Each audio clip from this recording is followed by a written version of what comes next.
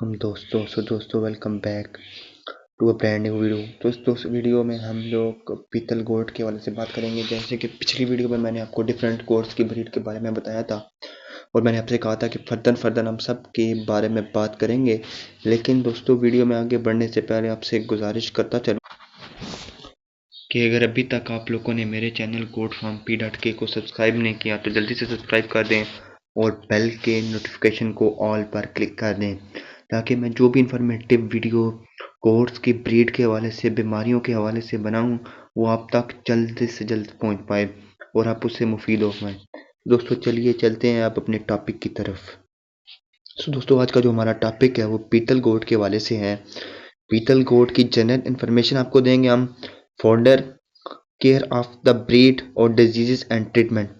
तो दोस्तों पहले तो तीन मैं आपको डिटेल में बताऊंगा, लेकिन डिजीजेस एंड चूँकि बहुत ज़्यादा हैं और उनके ट्रीटमेंट भी बहुत ज़्यादा हैं, तो उनको अभी मैं आपको ऐसे ही फर्दर बता दूंगा, दिखा दूंगा, लेकिन उन पर मैं एक ही डिजीज़ पर मैं बात करूंगा। आज हम एक या दो डिजीज़ कवर करेंगे, बाकी को फिर हम आहिस्ता आहिस्ता से साथ साथ कवर करते चले जाएंगे।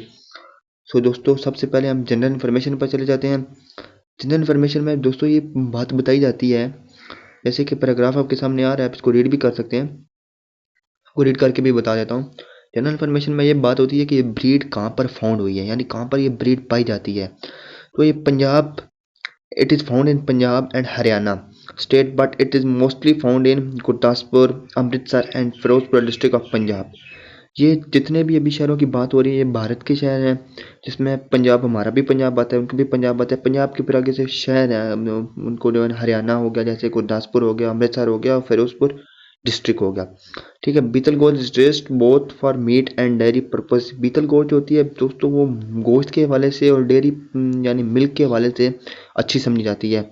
इनकी जो लातें होती हैं, टांगे होती हैं, वो लंबी होती हैं, लॉन्ग, इनके जो कान होते हैं वो भी लंबे होते हैं, इनकी जो दुम होती है वो पतली होती है और इनका जो वेट होता है वो 50 से 60 kg होता है बड़ी बकरी का, और जो बच्चे का वेट होता है वो 35 से 40 किलो तक होता है।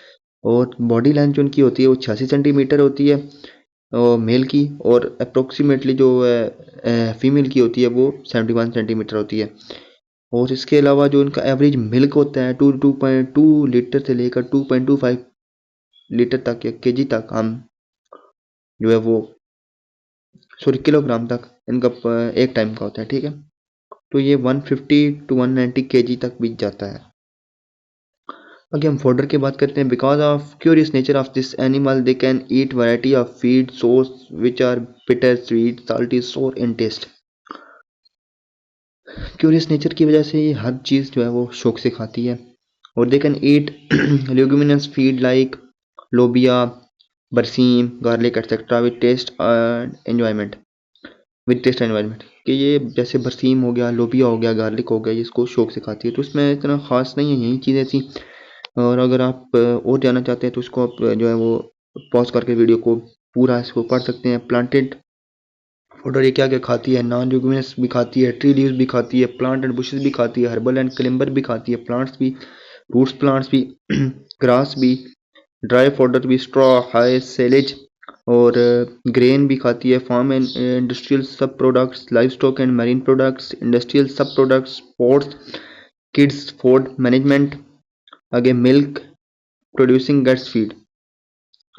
तो इन सब के जो है वो किड्स फूड मैनेजमेंट जो होता है, kids food colostrum within 1 hour of birth, colostrum has antibodies properties which help to protect it from disease and it also provide vitamin A D. जिसको विटामिन ए और D provide करता है उसको disease से जो है वो protect करता है। और इसके अलावा mineral such as copper, iron, manganese and magnesium भी प्रोवाइड करता है। Give about 400 ml of milk per day to kid which will increase in first month. कि इसमें अब ये बताया जा रहा है, मतलब मैं इसका खुलासा करूँ ना किड फूड मैनेजमेंट का, तो ये है कि ये ब्रीड के हवाले से है कि हम ब्रीड किस तरह से करा सकते हैं और किस तरह से जो है वो ये सारा सर्कल चलता है। तो इसमें ये है कि जो अगर अपना, अगर जो इसका बच्चा होता है इसको अगर आपने हेल्दी रखना है तो गिव अबाउट 400 मिलीलीटर, 400 मिलीलीटर दूध तो उसको एक दिन का दें, यानी कि 200 मिलीलीटर मॉर्निंग, 200 मिलीलीटर इवनिंग।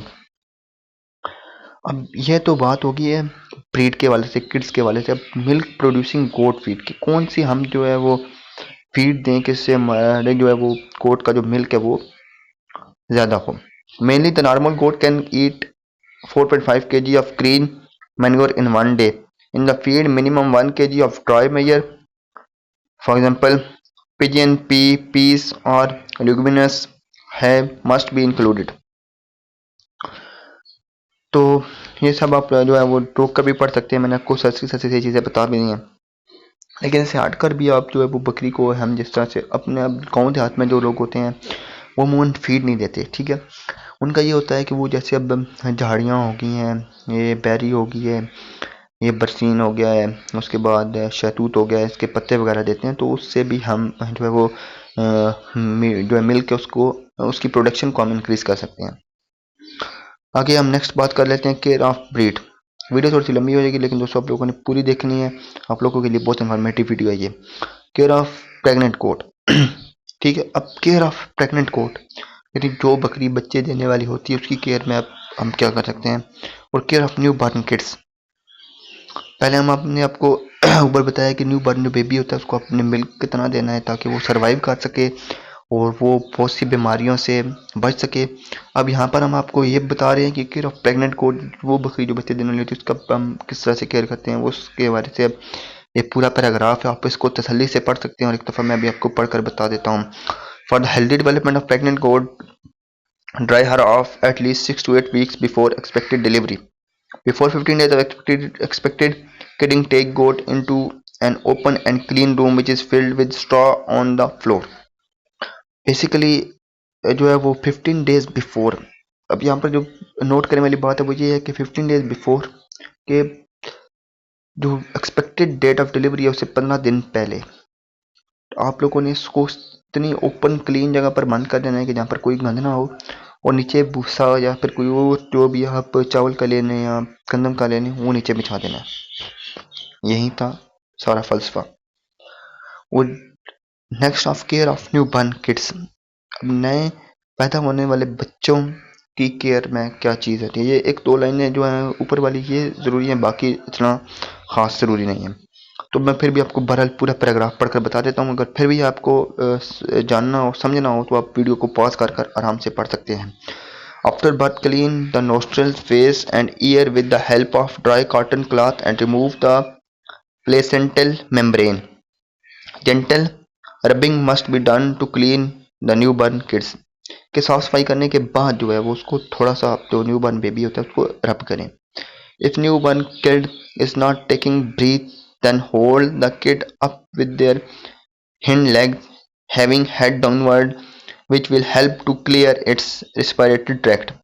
कि अगर वो ब्रीथ ना कर रहा हो, सॉरी सांस ना आ रहे हो, तो उसको उसकी फ्रंट लेग से आप जो है वो पकड़ कर नीचे की तरफ करें, जो कि उसको रिस्पिरेटरी ट्रैक्ट जो होता है, जो कि सांस लेने वाली, जिसको हम सांस लेने वाली नाली मूवमेंट बोलते हैं, तो उसको क्लियर कर देगा। Clean the under clean the udder of goat with tincture, iodine, and then kid gets it first colostrum drink within 30 minutes of its breath। तो बेसिकली समझने वाली बात इसमें ये है कि 30 मिनट के बाद जो है वो अपनी गोट को फीड करानी है जो बेबी था।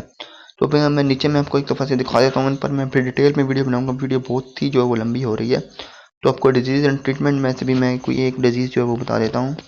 इस सब को अगर आप पैसे पढ़ना चाहें, organizing identification symbols on baby goats और रिकमेंडेड वैक्सीन ऑफ गोट्स, तो इनको आप जो है वो पढ़ सकते हैं, इनको जो वीडियो को पास कर कर। नेक्स्ट हम चलते हैं किसी भी एक डिजीज़ के बारे से बात करते हैं जी। तो जो डिजीज़ बहुत ज़्यादा देखने में आ रही है इन दिनों वो है फुट रॉट, यानी पाँव में कीड़े पड़ जाना। पाँव में जब जख्म होता है उसकी प्रॉपर केयर ना होने की वजह से पाँव में कीड़े पड़ जाते हैं, जिसकी वजह से बकरी खड़ी नहीं हो पाती, चल नहीं पाती। तो symptom is lameness. Treatment it is cure by giving them bath of copper sulphate solution. इसका जो सादा सा ट्रीटमेंट है वो कॉपर सल्फेट सोल्यूशन है, उससे जो है ये बिल्कुल ठीक हो जाता है। और इसके अलावा हम अमूमन जो अपनी यूज़ करते हैं यहाँ पर जहाँ पर कॉपर सल्फेट हमें मैसर ना हो, तो अमूमन हम जो है वो क्या करते हैं, क्या नाम है इसका, हाँ पिंकी वगैरह यूज़ करते हैं। उसके स्प्रे से जो है वो भी ये सब कुछ सेटलमेंट हो जाता है। तो आप वो भी यूज़ कर सकते हैं। तो दोस्तों मैं उम्मीद करता हूँ कि आप लोगों को हमारी आज की इन्फॉर्मेटिव वीडियो पसंद आई होगी। मैं आपको और भी चीज़ के बारे में ओवरव्यू दे देता हूँ जिनके बारे में हम नेक्स्ट बात करेंगे। तो आप लोग वीडियो को पॉज कर इनको भी देख सकते हैं और पढ़ सकते हैं और इनकी भी ट्रीटमेंट को देख सकते हैं कि इनकी ट्रीटमेंट क्या है, क्योंकि इतना टाइम नहीं होता कि मैं अब डिटेल डिस्कशन शुरू कर दूँ एक एक डिजीज़ पर, क्योंकि हमारे पास ऑफिस की बात है, इतना टाइम नहीं होता। हमें कम टाइम में ज़्यादा से ज़्यादा चीज़ें कवर करनी होती हैं। और किसी भाई का कोई भी क्वेश्चन हो इस वीडियो के रिलेटेड तो वो कमेंट्स बॉक्स में मुझसे पूछ सकता है, इंशाल्लाह मैं उसका आंसर ज़रूर करूँगा। तो दोस्तों मैं उम्मीद करता हूँ कि आपको ये इन्फॉर्मेटिव वीडियो पसंद आई होगी। अगर पसंद आए तो लाइक शेयर और कमेंट लाजमी कर दीजिएगा और आगे दोस्तों को शेयर भी कर दीजिएगा। तो दोस्तों thanks for watching. Fee Aman Allah.